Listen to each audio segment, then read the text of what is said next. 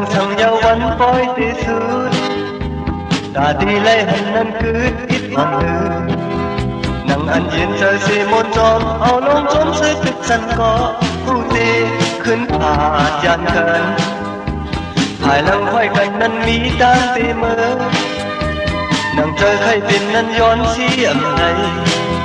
ตาดียันกันสีเลมือถึงที่เขาย้ำมาจำยาวน้องเอ๋ยใจอันเจอซื้อตีเลยมือปันไว้ตั้งหักเนื้อหุ่นเดินตีเลยมือเอาห่มตั้งหักไว้จอมไว้นั่งกวายเดินเงาที่โดนชิมเอาเจอปีมือทอมซื้อมันก็ปันยาวคือตั้งมุมมองนั่งหันก็หันยาวคือตั้งตีเลยอยู่จำหันกันเจอเลยจับถึงที่ตั้งหักเลยเจอเลยน้องเอ๋ยใจไปใครเมื่อ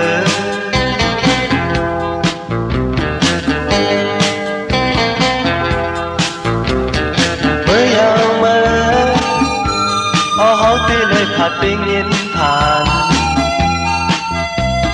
เมื่อยาวเมื่อเอาไว้ในเฮาจ้องคอยขึ้นกัน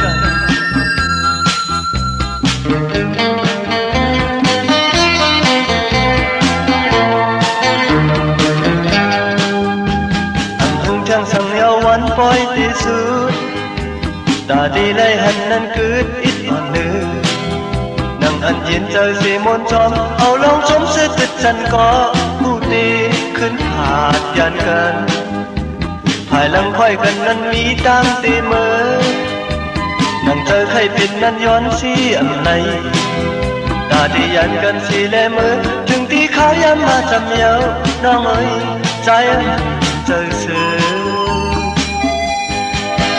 ตีในมือ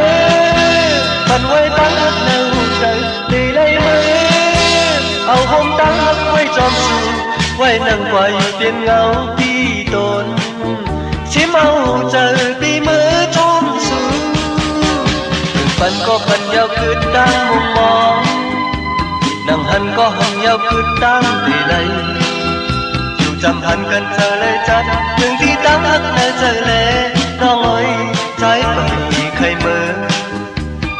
เมื่อยาวเมื่อยาวเมื่อตาดียันกันสีเลมือเปลี่ยนที่เขาย้ำมาถึงยาวน้องเอ๋ยใจเจอซื้อ